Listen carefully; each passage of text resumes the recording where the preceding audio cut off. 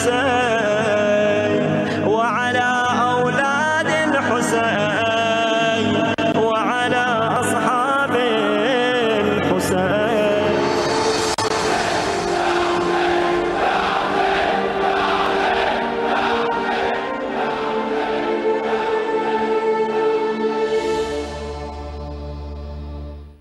لا حول ولا قوة إلا بالله العلي العظيم. حسبنا الله ونعم الوكيل، نعم المولى ونعم النصير. أعوذ بالله من الشيطان الرجيم. بسم الله الرحمن الرحيم. الحمد لله رب العالمين، والصلاة والسلام والتحية والإكرام على محمد وعلى آله الطيبين الطاهرين المعصومين، ولعنة الله على أعدائهم أجمعين من الآن إلى يوم الدين. رب اشرح لي صدري ويسر لي أمري واحلل عقدة من لساني يفقه قولي. اما بعد، قال رسول اللہ صلی اللہ علیہ وآلہ وسلم: بسم اللہ الرحمن الرحیم.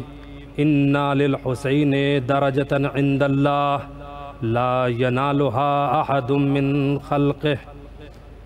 محترم ناظرین کرام، آج شب جمعہ کربلائے معلیٰ میں مومنین کی قضائے حاجات کے لیے دسترخوان توسل کا اہتمام کیا گیا ہے.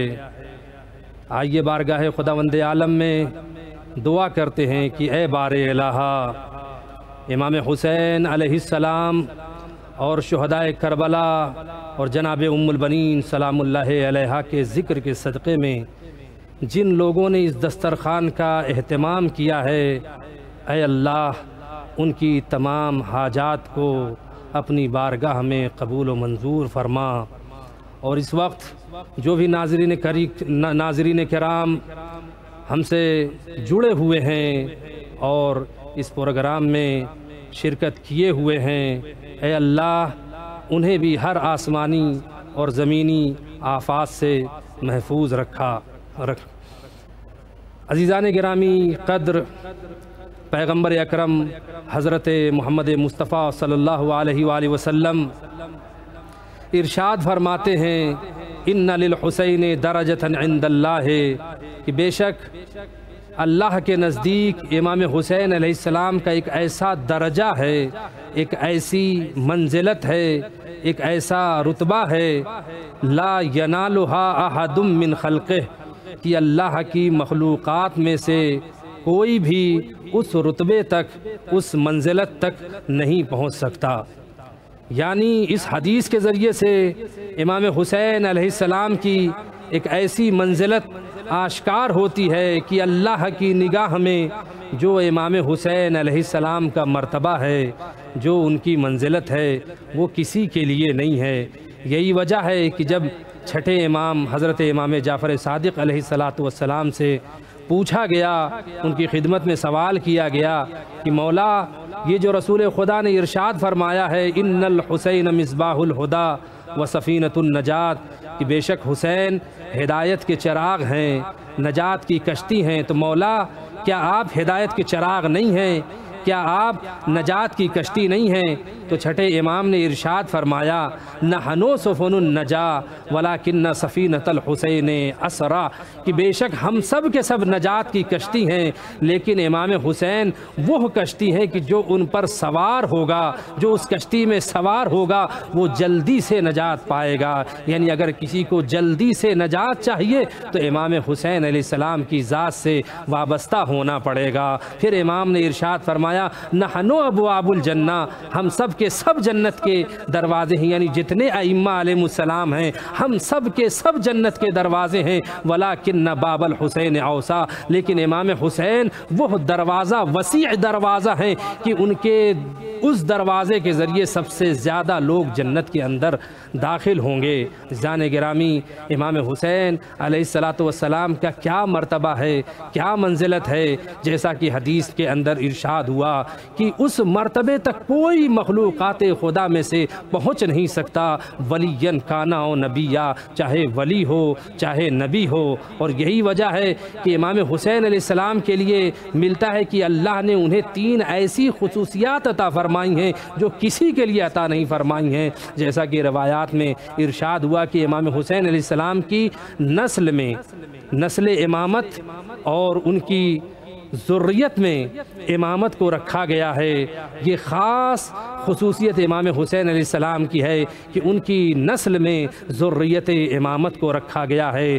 دوسری خصوصیت جو بیان کی گئی وہ یہ ہے کہ امام حسین کی تربت میں اللہ نے شفا کو رکھا ہے۔ تیسری خصوصیت جو بیان کی گئی ہے کہ وہ یہ ہے کہ امام حسین علیہ السلام کے روضہ اقدس میں ان کے قبے کے نیچے جو بھی دعا مانگی جاتی ہے وہ دعا مستجاب ہوتی ہے۔ عزیزان گرامی، روایات میں ملتا ہے کہ 11ویں امام حسن عسکری علیہ السلام ایک مرتبہ اپنے صحابہ کے درمیان بیٹھے ہوئے تھے۔ ارشاد فرماتے ہیں کہ کیا کوئی ایسا شخص موجود ہے کہ جو کربلا جانے والا ہو؟ صحابہ نے کہا کس لیے مولا؟ تو امام نے فرمایا کہ اگر کوئی پتہ کرو کربلا جانے والا ہو تو اس سے جا کر کہہ دو کہ جب کربلا جائے اور میرے جد امام حسین اسلام کے روضے میں جائے، داخل ہو تو ان کے قبے کے نیچے میری صحت کے لیے دعا کرے۔ صحابی امام اٹھا اور اس نے پتہ کرنا شروع کیا کہ کیا کوئی ایسا شخص موجود ہے جو کربلا زیارت کے لیے جانے والا ہو؟ تو ایک شخص تھا کہ جو کربلا زیارت کے لیے جانے کو آمادہ تھا۔ اس کے بعد یہ صحابی پہنچا اور پہنچنے کے بعد کہتا ہے کہ تم کربلا جا رہے ہو، امام حسین علیہ السلام کے روضے کی زیارت کے لیے جا رہے ہو؟ تو امام نے کہا ہے کہ ان کی صحت کے لیے، یعنی حجت خدا نے ارشاد فرمایا ہے کہ ان کی صحت کے لیے امام حسین کے قبے کے نیچے دعا کرنا۔ تو ایک مرتبہ وہ شخص جیسے ہی یہ سنتا ہے کہ امام نے یہ پیغام بھیجایا ہے کہ ان کے لیے میں جا کر امام حسین کے روضے میں، روضہ اقدس میں قبے کے نیچے دعا کروں، تو برجستہ اس نے سوال کیا کہ یہ بتاؤ کہ حجت خدا امام جو اس وقت امام ہیں وہ افضل ہیں یا قبر امام حسین جو تربت ہے، جو مٹی کی قبر ہے، وہ افضل ہے؟ جان گرامی، صحابی نے جیسے ہی اس سوال کو سنا دوڑتا ہوا خدمت امام میں حاضر ہوا، امام کے پاس آیا اور امام کے پاس آنے کے بعد کہتا ہے کہ ایک شخص ملا ہے جو کربلا زیارت کے لیے جا رہا ہے، کربلا زیارت کے لیے جائے گا، لیکن اس نے جیسے ہی میں آپ کا پیغام میں نے بھیجا تو اس نے سوال کیا کہ یہ بتائیے کہ امام جو حجت خدا ہے وہ افضل ہیں یا قبر امام حسین افضل ہے؟ ایک مرتبہ جعفر صادق مصحف ناطق علیہ السلام نے ارشاد فرمایا کہ اچھا یہ بتاؤ کہ رسول خدا افضل ہے یا حجر اسود افضل ہے؟ تو اس صحابی نے کہا کہ یقیناً رسول خدا کی ذات افضل ہے، حجر اسود سے کہیں ان کی زیادہ منزلت ہے۔ تو ایک مرتبہ امام ارشاد فرماتے ہیں تو یہ بتاؤ کہ جب رسول خدا افضل تھے تو افضل ہوتے ہوئے کیوں حجر اسود کا بوسہ لیا کرتے تھے؟ ایک مرتبہ اس صحابی نے کہا اس لیے کہ پروردگار عالم نے حکم دیا تھا، ان کے حکم کی اطاعت کرتے ہوئے پیغمبر اکرم نے حجر اسود کا بوسہ لیا۔ بس امام نے ارشاد فرمایا کہ بس اسی طریقے سے جس طریقے سے رسول خدا افضل تھے، افضل ہوتے ہوئے انہیں حکم دیا گیا تھا کہ وہ حجر اسود کا بوسہ لے، بس اسی طریقے سے جس طریقے سے حجر اسود مفضول ہوتے ہوئے رسول خدا نے اس کا بوسہ لیا، بس اسی طریقے سے چونکہ یہ اللہ کا حکم تھا، بس اسی طریقے سے پروردگار عالم نے امام حسین علیہ السلام کے قبے کے نیچے دعاؤں کو قبول کرنے کا وعدہ کیا ہے کہ جو بھی ان کے قبے کے نیچے دعا کرے گا اس کی دعا جو ہے قبول ہوگی۔ لہٰذا اس لیے جو ہے میں نے یہ کہا ہے کہ وہ زائر جو جائے تو وہ میرے لیے دعا کرے۔ خدا کی قسم اس سے امام حسین علیہ السلام کی وہ منزلت آشکار ہوتی ہے کہ امام حسین علیہ السلام کے قبے کے نیچے اللہ نے دعاؤں کو مستجاب کرنے کا وعدہ کیا ہے۔ اور آج شب جمعہ ہے، 70,000 ملائکہ آسمان سے آتے ہیں اور قبر امام حسین کا طواف کرتے ہیں، قبر امام حسین علیہ السلام کی زیارت کرتے ہیں۔ عزیزان گرامی، مفاتیح الجنان میں لکھا ہوا ہے کہ جب ملائکہ جنت سے عرش سے فرش کی جانب آتے ہیں تو حوران جنت ان سے کہتی ہیں کہ تم زمین پر جا رہے ہو، قبر امام حسین پر جا رہے ہو، امام حسین کی زیارت کے لیے جا رہے ہو، تو ہمارے لیے بھی کوئی تحفہ لے کر آنا۔ عزیزان گرامی، انسان جب کہیں دور سفر پہ جاتا ہے تو ہدیہ لے کے جاتا ہے، کوئی نہ کوئی ہدیہ لے کر جاتا ہے، جیسا کہ روایتوں میں حکم بھی وارد ہوا ہے کہ اپنے عزیز و اقارب کے لیے جب سفر پر جاؤ تو ان کے لیے ہدیہ لے کر جاؤ۔ تو انسان سوچتا ہے کہ ایسا ہدیہ لے کر جائے کہ جو وہاں پر نہ ملتی ہو چیز، یعنی کوئی انسان اگر سفر پہ جائے تو وہاں وہ چیز تلاش کرتا ہے ہدیہ دینے کے لیے کہ جو اس کے وطن میں، اس کے گھر، اس کی جگہ پر وہ چیز نہ پائی جاتی ہو۔ اب آپ یہ بتائیے کہ جنت میں وہ کون سی ایسی چیز ہے کہ جو وہاں نہ پائی جاتی ہو؟ کون سی ایسی چیز ہے جو جنت میں نہیں ملتی ہے؟ تو یہی سوال ملائکہ بھی کرتے ہیں، اور ملائکہ سے حوران جنت بھی کرتی ہیں۔ حوران جنت یہ کہتی ہیں کہ ہمارے لیے جو ہے ہدیہ لے کر آنا، کوئی تحفہ لے کر آنا۔ تو ملائکہ کہتے ہیں کہ ہم زمین سے کیا ہدیہ لے کر آئیں؟ تو حوران جنت کہتی ہیں کہ جب تم زمین پر جانا، قبر حسین پر جانا، تو وہاں کی تراب، وہاں کی مٹی، وہاں کی خاک ہمارے لیے لے کر آنا۔ عزیزان گرامی، حوران جنت جس چیز کی تمنا کریں اسے تربت امام حسین کہا جاتا ہے۔ عرش والے جس چیز کی خواہش کریں اسے امام حسین کی تربت کہا جاتا ہے۔ آسمان والے آج زمین پہ زیارت کے لیے آتے ہیں، اور کیوں زیارت کے لیے آتے ہیں؟ اس لیے کہ امام حسین علیہ السلام نے کربلا کے میدان میں وہ کارنامہ انجام دیا، اپنا سب کچھ اثاثہ اللہ کی راہ میں لٹا دیا۔ اور آج جو امام حسین کو اللہ نے منزلت دی، اس کی وجہ یہی ہے کہ امام حسین نے راہ خدا میں اپنا سب کچھ قربان کر دیا، ہر ایک چیز راہ خدا میں دے دی۔ دنیا کا بھی دستور یہی ہے، اگر انسان کسی کو کوئی ہدیہ دیتا ہے تو وہ بھی انسان سوچتا ہے کہ اس نے مجھے ہدیہ دیا ہے، کوئی تحفہ دیا ہے، تو میں بھی اس کی خدمت میں کوئی نہ کوئی ہدیہ ضرور دوں، کم سے کم ویسا یا اس سے بہتر دینے کی انسان کوشش کرتا ہے۔ امام حسین علیہ السلام نے کربلا کے میدان میں اپنا سب کچھ قربان کر دیا، اپنا سب کچھ راہ خدا میں لٹا دیا، تو اللہ نے بھی انہیں یہ مرتبہ دے دیا کہ ان کے قبے کے نیچے دعائیں مستجاب ہوتی ہیں، دعائیں قبول ہوتی ہیں، اور ان کی تربت میں اللہ نے شفا رکھا ہے۔ اگر کوئی اس طریقے سے سوال کرتا ہے اور اللہ نے یہ عطا کیا ہے تو اس میں تعجب کرنے کی کوئی بات نہیں ہے۔ عزیزان گرامی، کربلا معلیٰ میں موجود ہیں، امام حسین علیہ السلام کا ذکر ہو رہا ہے، ان کے ذکر کے وسیلے سے انشاءاللہ دعائیں کی جائیں گی۔ جو حضرات بھی دیکھ رہے ہیں ان کی خدمت میں یہ عرض کروں کہ اللہ امام حسین کے صدقے میں آپ سب کی تمام حاجتوں کو قبول فرمائیں، آپ کو کوئی غم نہ دے سوائے غم مظلوم کربلا کے۔ آج بہت سے زائرین یہاں کربلا آئے ہیں جو زیارت کر رہے ہیں، بہت سے ایسے مومنین ہیں جو دور سے تڑپ رہے ہیں۔ آئیے سب کی طرف سے مل کر امام حسین علیہ السلام کی خدمت میں سلام عقیدت پیش کرتے ہیں اور مصائب کے چند جملے پیش کرتے ہیں۔ صلی اللہ علیہ یا ابا عبداللہ الحسین المظلوم، صلی اللہ علیہ یا ابا عبداللہ الحسین المظلوم الشہید بکربلا، سلام ہو اس آقا حسین پر کہ جسے پیاسا شہید کیا گیا، سلام ہو اس غریب زہرا پر کہ جسے رلا رلا کے مارا گیا۔ امام حسین خود فرماتے ہیں انا قتیل العطشان، اے لوگو مجھے پیاسا مارا گیا، انا قتیل العبرات، میں کشتے گریا ہوں، مجھے رلا رلا کے مارا گیا، مجھے تڑپا تڑپا کے مارا گیا۔ اے ارباب عزا، امام حسین کربلا کے میدان میں اس قدر پیاسے تھے کہ علماء بیان کرتے ہیں، پیاس کی شدت کی مثال دیتے ہیں کہ امام حسین علیہ السلام کا حال شدت پیاس کی وجہ سے ایسا ہو گیا تھا کہ سینہ جگہ جگہ سے چاک ہو گیا تھا۔ جس طریقے سے اگر کسی زمین پر سالہ سال بارش نہ ہو تو وہ زمین جگہ جگہ سے پھٹ جاتی ہے، جگہ جگہ سے چاک ہو جاتی ہے۔ شدت شدت پیاس کی وجہ سے امام حسین کا سینہ اس طریقے سے جگہ جگہ سے چاک ہو گیا تھا۔ امام حسین کی پیاس کا اندازہ دنیا نہیں لگا سکتی۔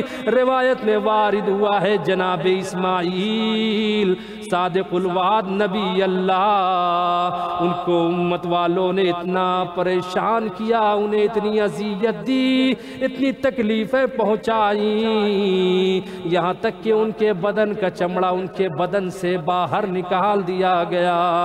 جب اتنا ظلم ہوا تو اللہ نے کہا ہے اسماعیل صادق الوعد، میں تمہاری امت پہ عذاب نازل کرنے والا ہوں۔ ایک مرتبہ جناب اسماعیل صادق الوعد نبی اللہ نے کہا اے بار الہ میری امت پہ عذاب کو نازل نہ کرنا، اس لیے کہ میں نے سنا ہے کہ آخری رسول کا نواسا کربلا کے میدان میں اتنا پیاسا ہوگا کہ اس کی زبان خشک ہو گئی ہوگی، ان کی زبان میں کانٹے پڑ گئے ہوں گے۔ ہار باب ازا امام حسین کی پیاس کا اندازہ دنیا نہیں لگا سکتی اور کسی کو اندازہ ہو ہی نہیں سکتا تھا، لیکن امام حسین کی پیاس کا اندازہ اس وقت ہوا جب ہم شبیہ پیغمبر حضرت علی اکبر میدان سے واپس آئے اور کہا اے بابا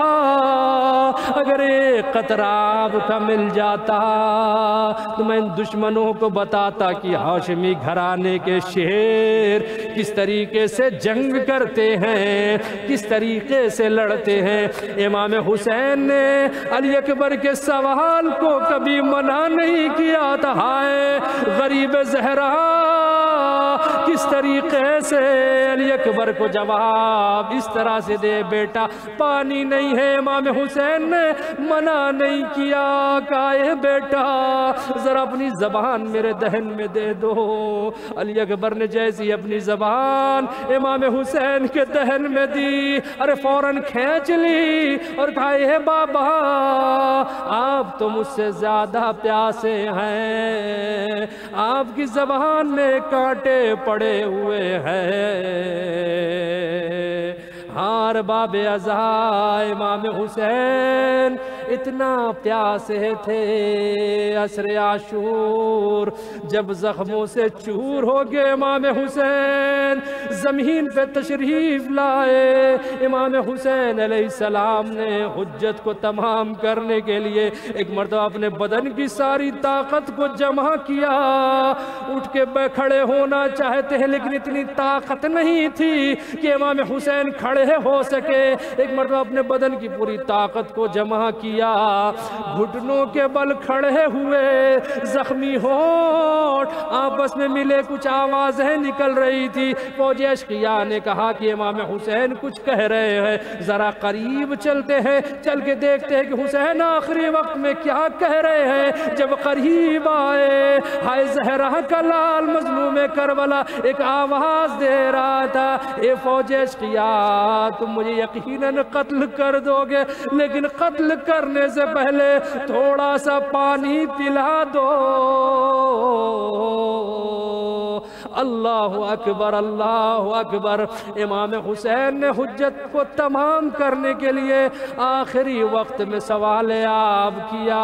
امیر انیس علیہ الرحمہ اسی مصائب کو قلم بند کرتے ہوئے فرماتے ہیں، آدھا سے کہہ رہے تھے یہ مولا غریب ہوں، اللہ کے حبیب کا یارو حبیب ہوں، ایک دم میں دم نکلتا ہے اب ان قریب ہوں، زخمی ہوں بے گناہ ہوں، آفت نصیب ہوں، ارے تم جس کے کلمہ گو ہو اسی کا نواسا ہوں، پانی پلا کے ذبح کرو یارو پیاسا ہوں۔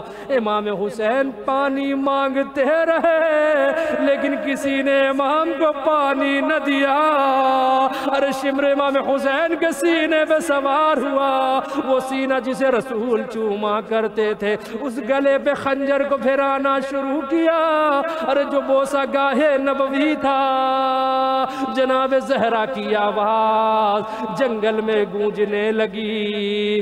جناب زینب خیمے سے باہر آئی، ایک ٹیلے پر ایک بلندی پہ کھڑی ہو گئی، اور کیا دیکھتی ہے کہ ارے بھائی ہے، شمر سوار ہے۔ جناب زینب تڑپ گئی اور آواز دیتی ہے، ارے کوئی میرے بھائی کو بچا لو، ارے میرا ماں جایا بے گناہ ہے، میرا بھائی بے جرم و خطا ہے۔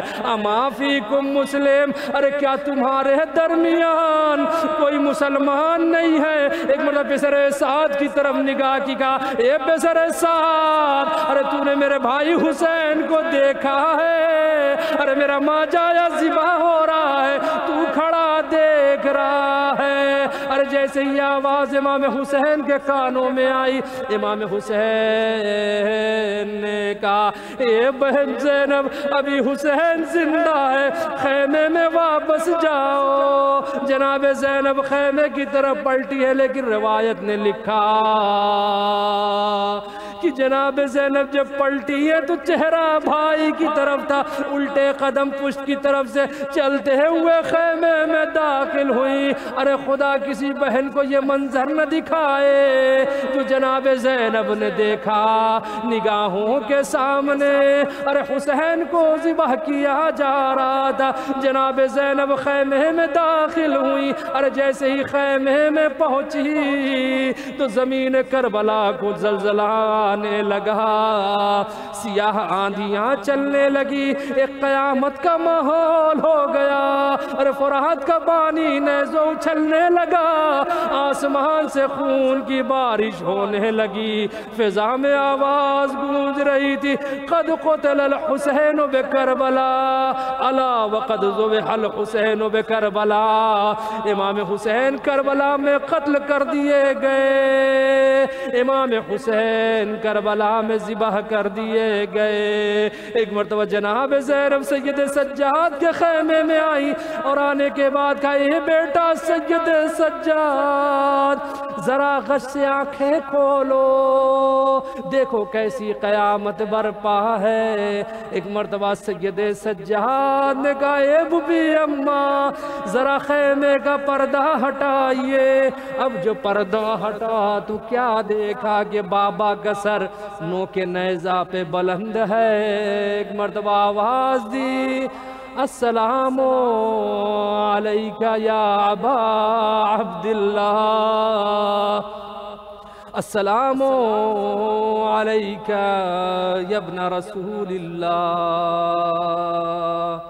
السلام علیکہ ورحمت اللہ وبرکاتہ، انا للہ و انا الیہ راجعون، رضا بقضائہ و تسلیما لامرہ۔